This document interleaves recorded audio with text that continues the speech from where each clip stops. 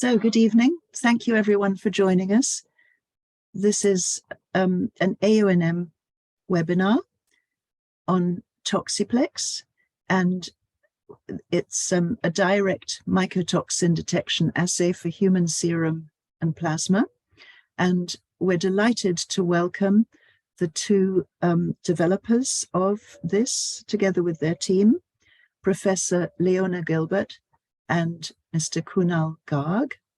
I'll just introduce Mr. Garg because he's giving the presentation this evening, primarily, though Professor Gilbert will be available to answer questions at the end. And we're also very pleased to have Marcus Berger from Armin Labs here with us, who will also be helping with the questions at the end. So just to tell you a little bit about Mr. Garg.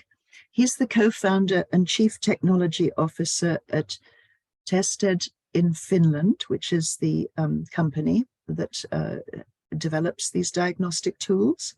He graduated from VIT University, India in 2013 and acquired a master's in neurosciences from Jyväskylä University in Finland in 2015.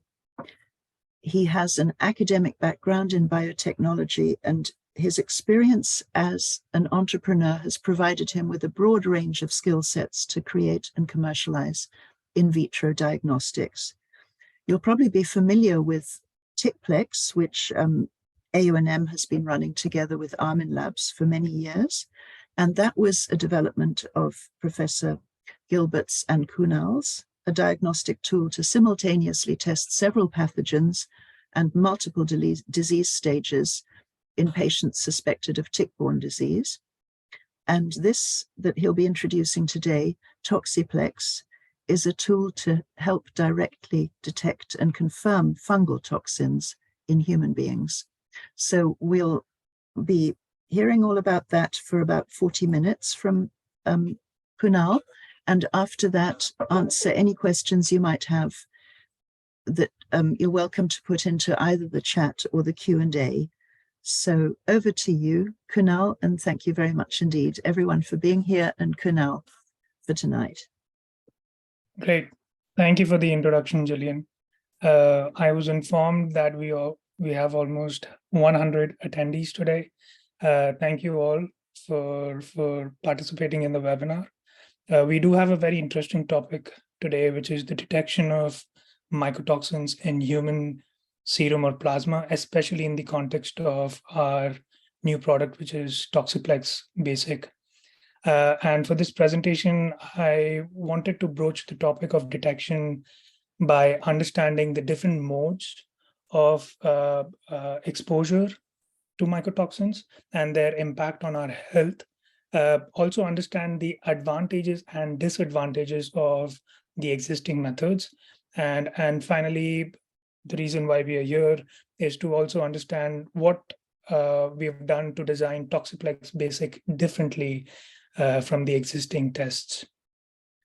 So to begin with, when we talk about the modes of exposure to mycotoxins, it is quite well established that when we eat any food that is contaminated with a certain species of fungi, we are also ingesting mycotoxins. And here is a quote from the World Health Organization recognizing the same. So when you would go to the websites of US FDA or the Food Standards Agency in the UK, you will always see certain common mycotoxins that are always of concern. And they include aflatoxin, deoxynivalenol, fumonisin, patulin, and ochratoxin, and then also a few like zearalenone, and the list goes on.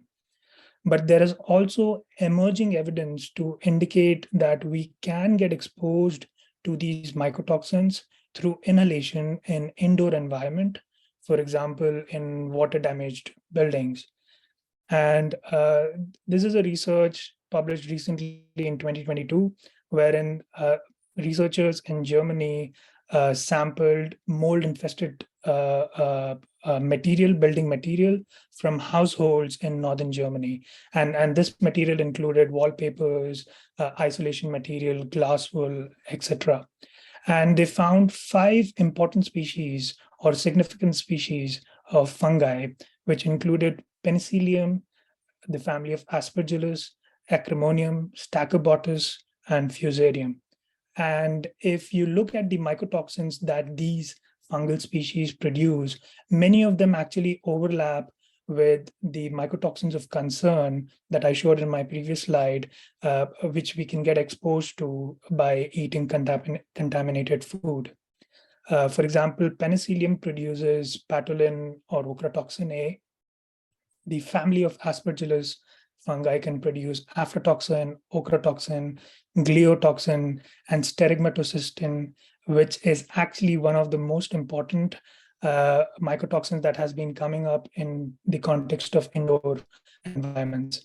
The sterigmatocystin mycotoxin is also produced by Acremonium and Stachybotrys species of fungi, and also a few other mycotoxins such as satratoxin and roridin. Finally, we have the Fusarium species, which can produce different forms of fumonisin or inianitins. The name of these mycotoxins are quite difficult, but these are the mycotoxins. So when we talk about the indoor environment, we are obviously not focused on just households, because people can get exposed to these mycotoxins at their place of work. And again, there's a recent article which from Tehran in Iran, wherein the researchers went to a wet waste management company, and they measured the air, the surfaces, and human serum for aflatoxin B1. So they essentially collected each vial, and they measured through UHPLC. And what they found at the end was that the levels of aflatoxin B1 albumin was significantly higher in spring and in fall in people that were working at the wet waste management company versus the people that were not working at the wet waste management. And this goes on. Now, the list that you see on your screens is not exhaustive by any means. As I said, the evidence is still emerging, but there is evidence to indicate that in building materials such as wallpaper, cardboard, you can find aflatoxin, DAWN, or OTA, and more in the industrial sense, you can find zearalenone. There are blog posts to indicate that it can also be associated with water damaged buildings. But I found a peer-reviewed article indicating that in the industrial settings, it can be something that you see in the corn dust elevators. When it comes to fumonisin has been shown to be eluting in the urine of humans and animals in various indoor settings. This also includes the industrial settings. Now, having a good understanding of the mycotoxins that are that we can get exposed to through food, through contaminated food, and through indoor environment, we wanted to focus on these 5 mycotoxins that you see here, and it is good to understand their impact on our health. So when it comes to aflatoxin B1, it can target our liver and can result in hepatocellular carcinoma. DAWN is a disruptor of gut microbiota and also our innate immunity. Fumonisin, on the other hand, it disrupts our adaptive immune response by inhibiting the maturation of dendritic cells, and it also results in cytokine secretion. When it comes to ochratoxin has been recorded to cause nephrotoxicity and also secrete pro-inflammatory cytokines. And finally, ZEA, it can inhibit the synthesis of very important blocks such as proteins and DNA. Having understood the mycotoxins of concern, the way we get exposed to these mycotoxins and their impact on our health, I think it would be great to look at the methods we can use for detection of mycotoxins. So when it comes to the detection of mycotoxins, I think it is a good idea to understand the whole spectrum of detection of fungi or fungal infections in humans, and also the detection of mycotoxins. So when it comes to culture-based methods are the gold standard for detecting fungal infections, but 50% of the time they miss documented cases, and it takes a lot of time to get the results. And fungal and culture-based methods are not the technique for mycotoxin detection. The same applies for molecular-based methods. Unlike culture-based methods, molecular-based methods do not need a live fungal cell for the detection of fungal infection, but they do result in wide lab-to-lab variation in results. Again, molecular-based techniques are not something that you can use for mycotoxin detection. However, what you can use for mycotoxin detection and has been used quite widely are the chromatography-based methods. These are gold standard for mycotoxin detection because you can detect multiple mycotoxins with high accuracy and reproducibility. But the other issue with chromatography-based methods is that the machinery is quite expensive. It is not available for everyone. And this is one of the reasons why mycotoxin testing in humans has not really taken off. On the other end, when you do have such machinery, you also need really high level of expertise to operate such machinery, to get the results out and to interpret them correctly. Antibody-based methods, and when I say antibody-based methods, I'm referring to the direct detection of the mycotoxins rather than measuring the antibody responses such as IgG or IgE. Antibody-based methods have been very well established, at least in the food sector, wherein they help detect one mycotoxin at a time. They don't need high level of expertise and they are accessible for everyone. But like any other antibody test, antibody-based methods are prone to cross-reaction. And finally, we have the aptamer-based methods. The aptamer-based methods do offer the same advantages as the antibody-based methods. However, they are more robust. But the bigger disadvantage with aptamer-based methods is that they are also prone to cross-reaction.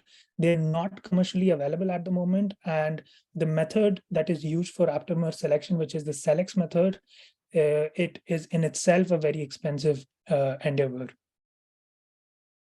So what are we really doing different with ToxiPlex for the detection of mycotoxins in humans? So I've been told from our great partners at AONM and at Armin Labs that I need to make this very, very clear, is that with ToxiPlex Basic, although it is an immunochemical assay or immunoassay, we are not detecting IgG, IgE, or IgA response. We are detecting the molecule directly. And this matters because there's always a question of if the patient is suffering from a different condition and how that deals or how that brings into question the immune status of this patient. If the patient is immune compromised, for example, can the patient actually mount an antibody response? So we are not taking that into account. We are really taking into account, is aflatoxin present in the human serum? Is DAWN present in the human serum? And so that is what we are doing. We are not detecting the IgM, IgG, or any form of antibody response against mycotoxins. In fact, we are detecting the mycotoxins themselves. And the second thing that we're doing unique is that we are not testing for mycotoxins in urine. We are testing for mycotoxins in human serum or plasma. And a few reasons for this is because if you look at the literature, the use of human serum or plasma for measuring mycotoxins in humans is 5 times more common. And there is a good reason for this, because when you use urine, you have to do a creatinine normalization because the urine volume from one individual to the other is not going to be the same. So you need some form of measurement to standardize the outcome. And the other reason is that the mycotoxin intake on a daily basis is different. So once you've done the mycotoxin testing, you need to sample another test in within 24 hours. So we are not looking, so just clarify, we are looking for mycotoxins directly in human serum. So the principle for the assay is essentially that we bind antibodies that are very mycotoxin specific to an ELISA well. When our manufactured test goes to Armin Labs, for example, they essentially extract the mycotoxin from the patient sample and they put it on the plate. Now, over here, you see the mycotoxin in black and then the mycotoxin with a conjugate. The mycotoxin in the black and the mycotoxin with the conjugate are going to compete for the binding space on these antibodies that are bound to the plate. Once we've washed the unbound mycotoxins or the mycotoxin conjugates, at the end, we are left with whatever had the higher concentration. If the mycotoxin extracted from the human serum was high in concentration, you would see more of them binding to the antibodies.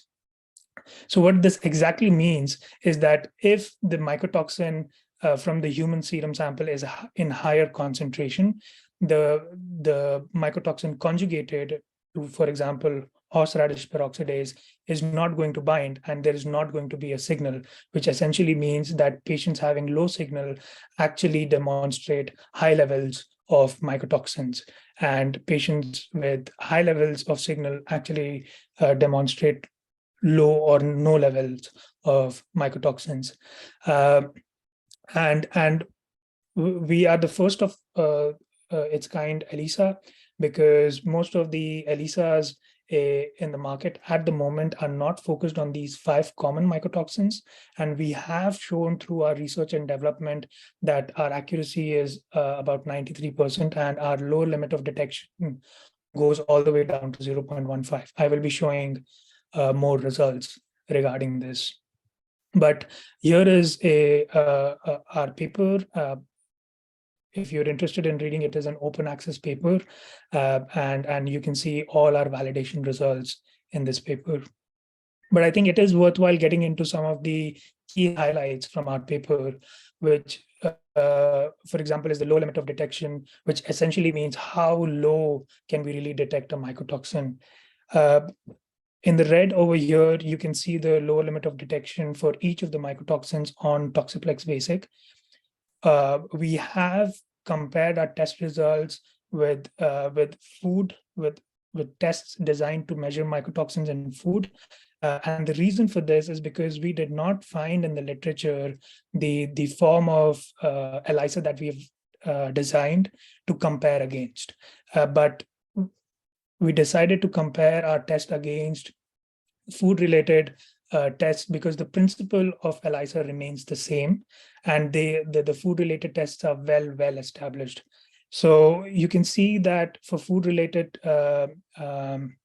aflatoxin, it can go anywhere. The commercial can go anywhere from 2 to 1.5, and we are presenting a 0.61 limit of detection. For DAWN, it can go anywhere from 100 to 250, and we are presenting 19.53, which is quite low. FOAM, for example, is presenting 4.88 limit of detection, and in commercial tests, you see between 30 to 200, for example. And OTA is definitely an area that we are working, but we see 19.53 as the limit of detection.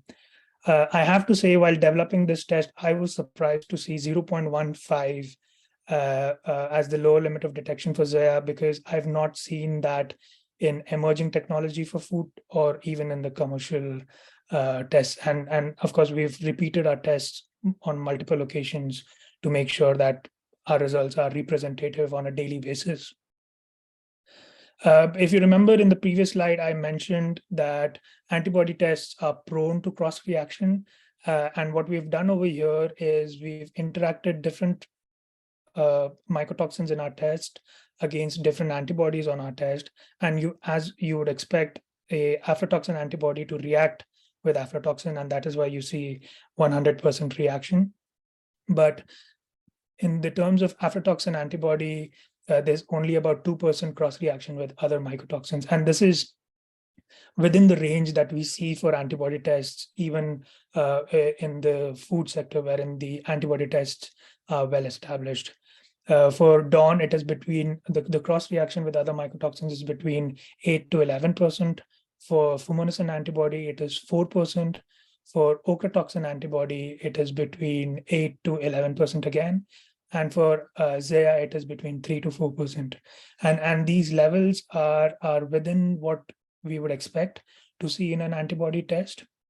So there's not much to be surprised by over here. So when you do order ToxiPlex Basic, hopefully, this is kind of the example report that you get from AONM Labs, wherein you have the patient information, and then you have if the mycotoxin has been detected or not. We indicate the lower limit of detection in areas when the mycotoxin has not been detected. For example, aflatoxin B1 in this example report has not been detected because the level detected is less than 0.61. If you remember in the previous slide, I demonstrated that the limit of detection is 0.61. However, in the case of DAWN, the DAWN was detected because it was more than 19.53, and we quantify what the calculated concentration for the patient. The mycotoxins that are detected, then you get a brief report on what it actually means, and so this is kind of the example report. I have to say that we also report plate controls. We consider this as a very important part of designing our test kit, and AONM Labs, for example, considers this very important as a daily routine, wherein we make sure that the positive control is positive and the negative control is negative, which essentially means that the plate is working as it should, and the operator has performed the test as he or she should have. So in summary, mycotoxins, we can get exposed to these very, very small molecules through food and through indoor environments like water damaged buildings. There have been a lot of testing through gold standard, which is LCMS. But as I discussed, these equipments are not accessible for everyone. On the other hand, we have rapid screening with antibody tests, but antibody tests up until now have been limited to a single mycotoxin. And we believe that we are bringing the best of both techniques with ToxiPlex, wherein you can detect multiple mycotoxins with better and higher accuracy, and it is easily accessible for labs and for the patients and for the healthcare providers. So in the event that you're interested to test and order ToxiPlex, you can always reach out to AONM or AONM Labs, and I'm sure they will also follow up with information regarding the test and its features. And I can take questions at the moment, me and Leona. Thank you. Thank you very much indeed, Kunal. Absolutely fascinating. Just before we go on to the questions, Professor Gilbert, I just wondered whether you could let us know what led you to take this very interesting development after doing the ToxiPlex. What was it that actually sort of prompted you to take this path? Well, full disclosure, this has been an incredible collaboration with Sanofi in Mexico, and we listened to their needs and their wants, and they were unsatisfied with the testing that they were using, and so we came up with solutions, and this was one of the ideas that we had. Of course, we also had the great kind of idea to use, UHPLC, so high performance liquid chromatography as well, but that didn't work out. So, as science and test developments, goes. Some things work and some things doesn't. And so this was a great collaboration with Sanoviv and Fausto and Flora there, great scientists, and we decided to, okay, let's kind of improve kind of the whole concept of testing for mycotoxins, and not just testing one microbe, one mycotoxin at a time, but also multiplex it, because that's kind of like our signature at Tested. We want to multiplex detections or diagnostics so that we, we get a wider sense of what's going on in the patients. And this is why we multiplex this system. We have tried different aptamers. We've tried other antibodies and techniques, but of course, the bottleneck with this technique is the sensitivity of the antibodies that we use, obviously, and of course the reproducibility of people performing this test. And that's why we include those controls there to make sure that the plate itself is being performed accurately and reproducibly, like we have with ToxiPlex as well. And Armin's lab is showing that they are performing the test kit quite robustly, and this is great for us. And we could also see it with our other partners as well, because it's a signature of our test that we have these controls there. Going from academic background into the industry, of course, we needed to make these tests, of course, routine lab friendly or clinical lab friendly, but we still wanted to make sure that the controls were there. So if there's any doubt of the performance, well, we can look at those controls. So yes, so collaboration, and we're willing to collaborate with quite many people. Like we have a long history with Armin's lab collaborating and publishing our research and validating different kind of hypotheses that we may have. So yeah, that's how we did this. No, thank you very, very much. Thank you. Just to correct earlier, I've been reminded, Kunal, that I might have said your master's was in neuroscience, and of course it's in the nanosciences. So I'm sorry if I got that wrong. It wasn't intentional. No problem. The question here is, one of them is, how many types of mycotoxin does this test detect? Can we say that it is those 5, or is it actually the sort of precursors and the downstream ones that are included as well, Kunal? So it is those 5, but for example, aflatoxin is a precursor to steric matrocystin. So there is some form of relation over there, but then also we have to understand that, for example, aflatoxin B1, aflatoxin B2, when we look at the structure of these mycotoxins, the chemical structures, they are not very different. So if an individual is exposed to a different form of aflatoxin apart from B1, there is a possibility that we might also end up catching that on the test. Okay, thank you. And another question here is, what are the clinical implications of a positive result on any of the mycotoxins? And I would hand this over to AONM because we cannot comment on clinical aspects, but what we can say is that if there's presence of mycotoxins, and depending on the amount, okay, and that's why it's really important that we demonstrate the amount of mycotoxin obviously will have stronger effect or lesser effect on the health. And so I would have to, Well, are you suggesting that it'll be actually quite useful after a period of therapy? And of course, there are different approaches to this. And I mean, we will be having an answer to that question. We will definitely have therapists who've specialized in this for many, many years around, in order to give some ideas on how to approach these particular toxins. That's a wonderful, outlook. But are you suggesting that after 3 months or after 6 months, it would be worth testing and one can actually see the difference in level? Yeah, I mean, and that's the whole point of recording these amounts of mycotoxin that are present, because therapy should, get rid of them. And of course, we all have kind of basal levels. And of course, this test kit, takes that into consideration, of course. Yeah. Basal levels of mycotoxins that we're all exposed to. But if there's peaks in individuals of patients, and if they have a lot of mycotoxins in there, obviously that's going to have an adverse effect. Kunal gave a lot of citations to indicate that.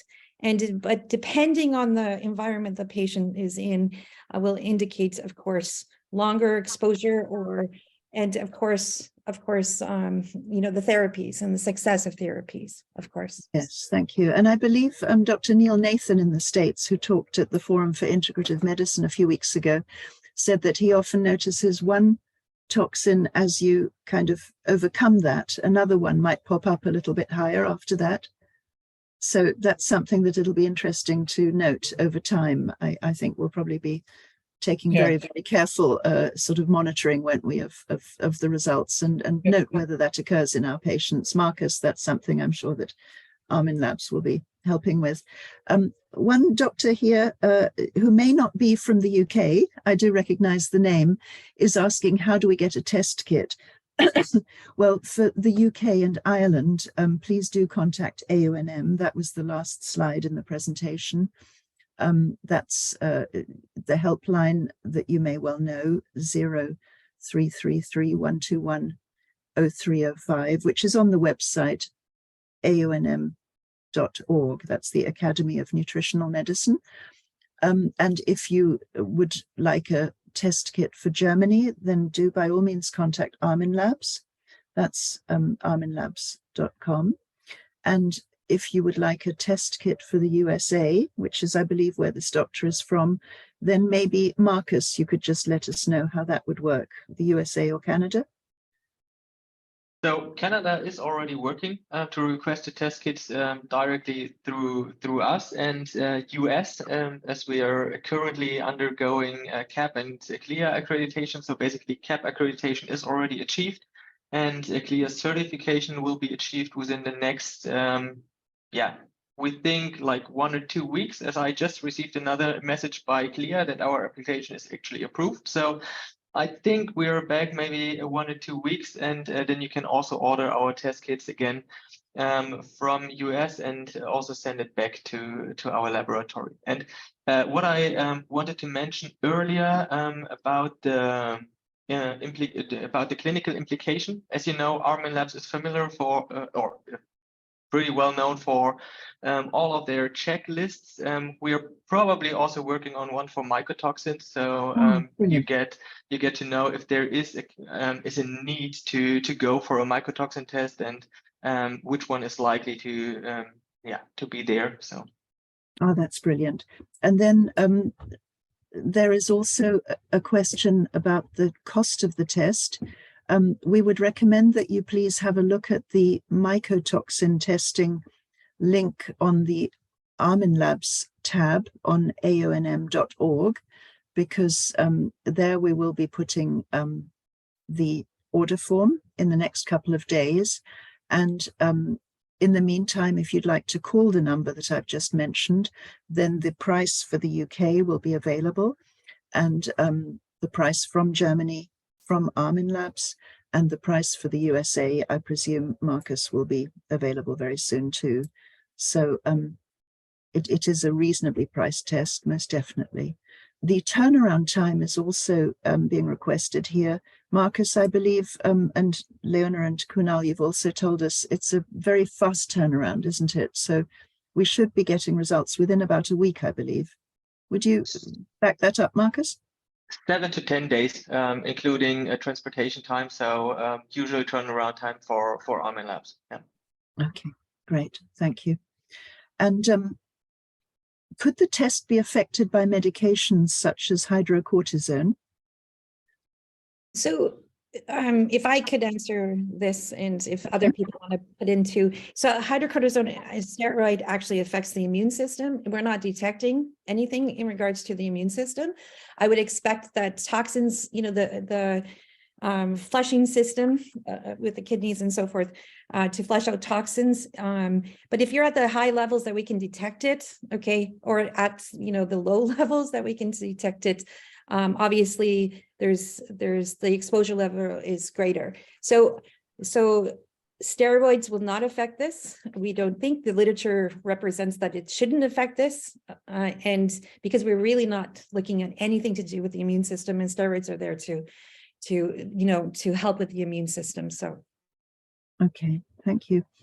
How long do the mycotoxins remain in the blood? and plasma after exposure to determine the accuracy of the test? Yeah. So I think the first thing I want to say over here is that we are not, we don't measure the accuracy of the test by measuring the mycotoxins in the serum or the blood. Since this is an analytical test, we actually spike a known amount of mycotoxin in human serum or plasma, and then exactly try to measure how much was spiked. So that is how we measure the accuracy of the test. Yeah, but what is the life cycle of the mycotoxins that's circulating in the blood? So their mycotoxins are quite stable depending on just depending on your flushing system, and of course it goes back to first of all, plasma is more stable than urine, and traditionally with urine you need to freeze, and the freeze thaw of any kind of compound disrupts the bonds, the chemical bonds that hold the mycotoxins structure in place. And since we're using antibodies directed against the mycotoxins to detect them from plasma, of course, the confirmation is very important.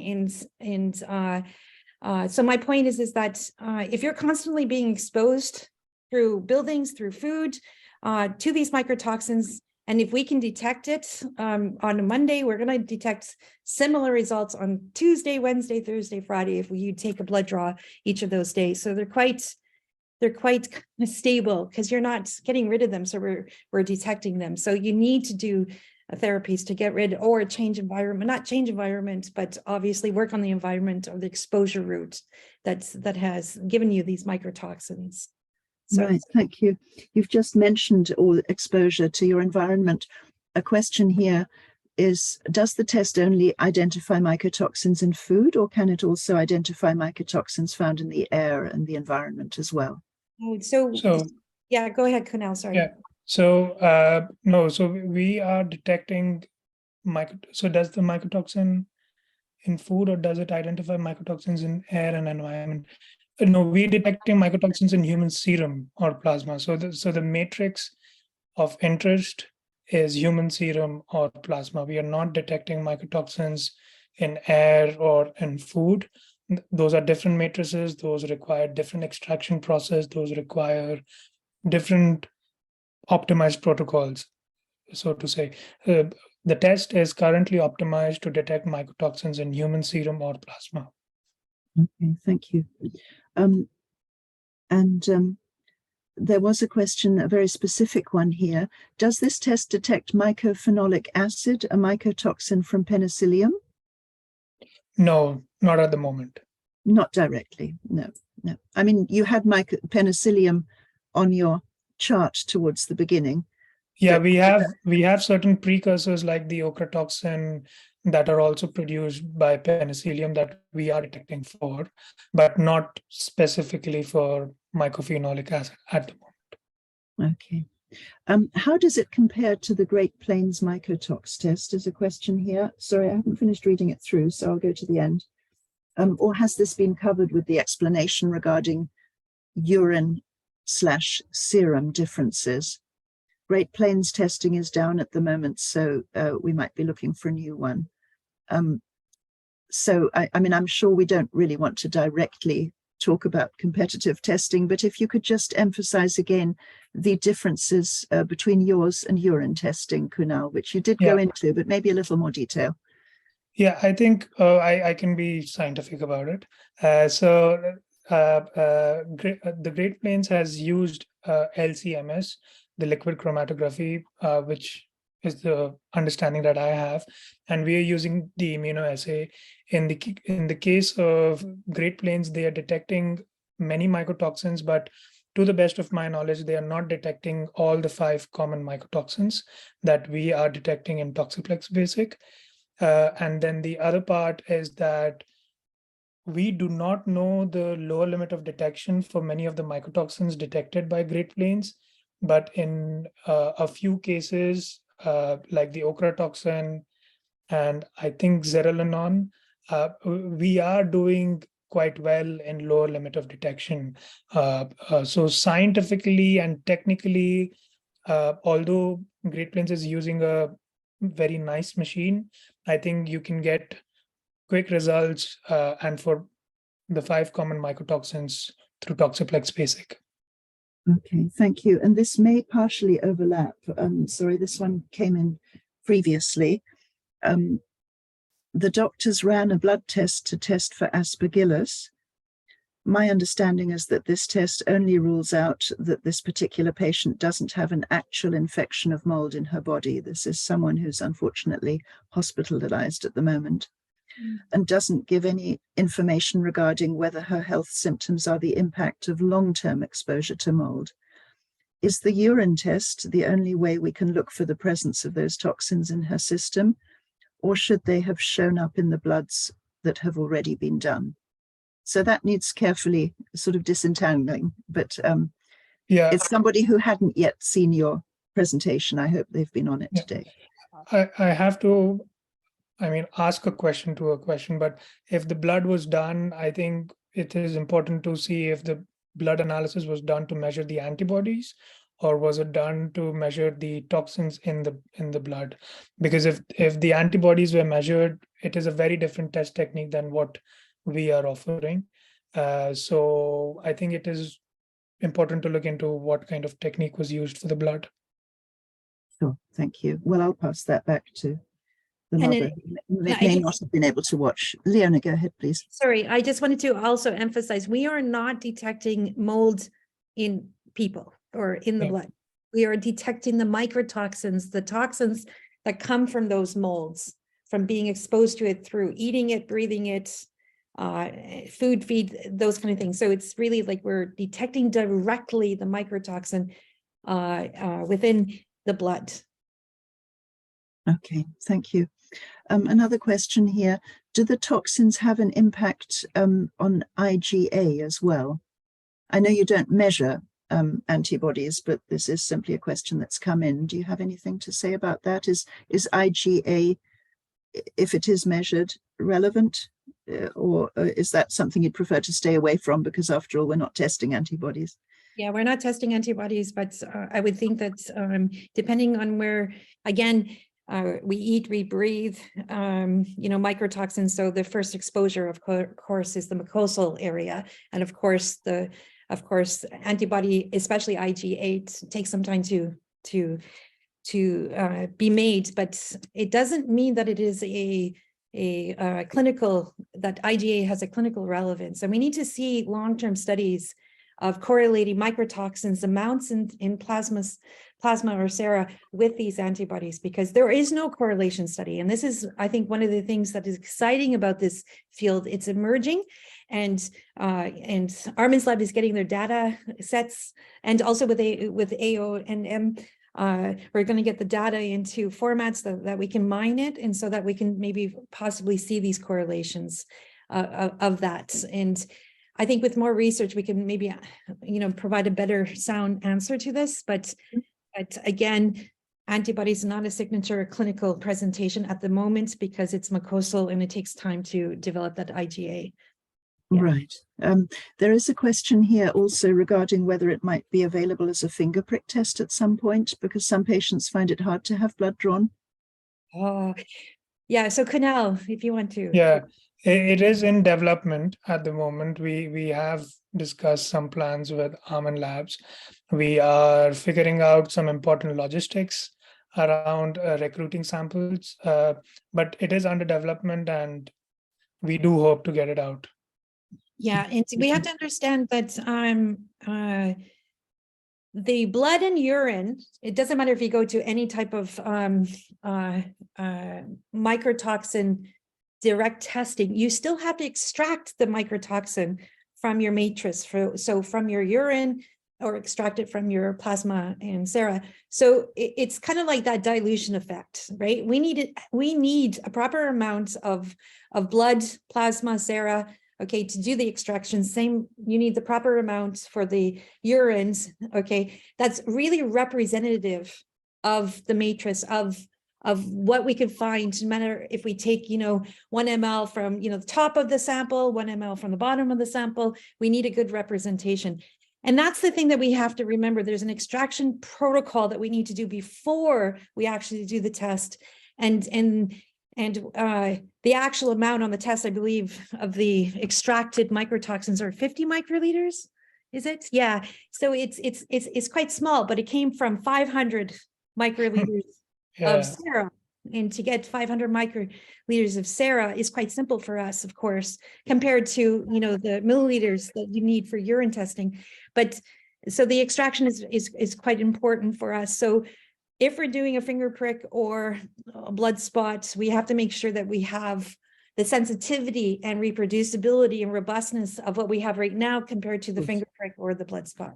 Absolutely, yes. Yeah. Another question also, when you're getting toxins, mycotoxins from food, but you're perhaps not eating that food constantly, and then you move on to a different type of diet, perhaps it's just 1 or 2 evenings in a restaurant, will that disappear from the blood and not be visible the next week? Or is it because it's mycotoxins rather than the mold itself? Will that remain for a lot longer? Do we know that? Well, again, mycotoxins have a life cycle. And I mean, we can do a quick Google search. I can't remember what it is at the moment, so please. It's different for each, probably mycotoxin as well, isn't it? Yeah. It is. And if you have a proper kidney function and gastro function, you're going to clear it. You should, of course. And that's why, you know, we all have basal levels. We're all exposed to mycotoxins at some kind of basal level anyways. And the point is that we need to go above that basal level, okay, because we're not experiencing clinical symptoms because of our basal levels of mycotoxins. So the point is that if the test is built and validated on above the basal level, so that we can really see that if it is positive, then it's, you know, there is a clinical relevance to it. And I think that's what we have to keep in mind for ourselves, that traditionally basal levels are not harming us. Most of us aren't experiencing those symptoms coming from mycotoxins because we're functioning well. But of course, in really, you know, with patients that have long-term consequences of many kind of diseases and ailments, of course, their you know, kidney functions and other functions may not, you know, you resolve the clearance of the mycotoxins, so they will stick around. That's why it's kind of nice to follow the data as we go forward with everybody, with all clinicians. You know, think of the data that we could actually, you know, see these commonalities and correlations with together. Thank you. Yes. And what kind of tubes will be needed, and how stable is the blood within the tube? Does it need to reach AONM labs within 2 days like ELISpots need to, or does one have a little bit longer? So I think Marcus might be able to. Yeah. So the stability is like within 7 days is important. Yeah. That is excellent. So, you know, if there were a little bit more of a delay, it wouldn't matter. The results would still be accurate. Marcus, anything to add to that? Perhaps you could tell us, Marcus, about the kind of tube that's needed. Well, it's a serum tube. We use most of the times, and yeah, as Leona already mentioned, 7 days of transport is, well, it's possible from all around the world. Also, from when you send from Australia, usually we receive the blood faster than 7 days. So I don't see any issue in receiving the blood in time. Oh, super. Okay. Well, there are, of course, a lot of requests for the slides and for the recording.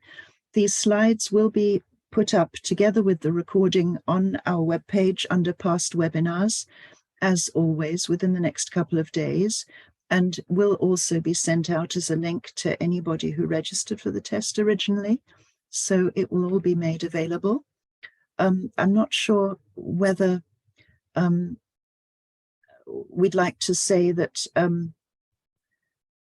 you know, over Easter, there could be a little bit of a hiatus in dispatch. Obviously, next week we have, is AONM Labs going to be closed for a couple of days, Marcus? Or if somebody sends in these bloods, for example, next Thursday, will you still be able to process them reliably, despite the Friday, you know, Good Friday of Easter?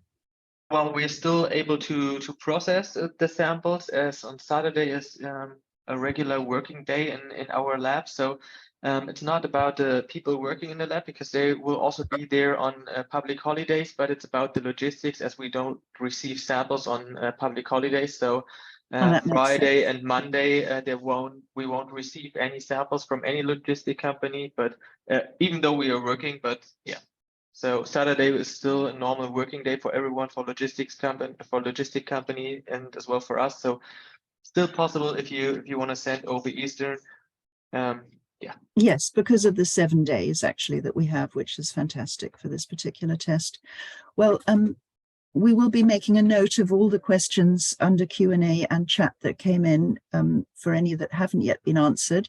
We will also make sure that we have a sort of round table in the future, probably on a regular basis, of experts, though we'd love all of you to be there as well in order to help us with solutions. Though, of course, there are many that are well established, and you know, even books out there on how to treat mycotoxins, but nevertheless, it would be very, very good to sort of synthesize that.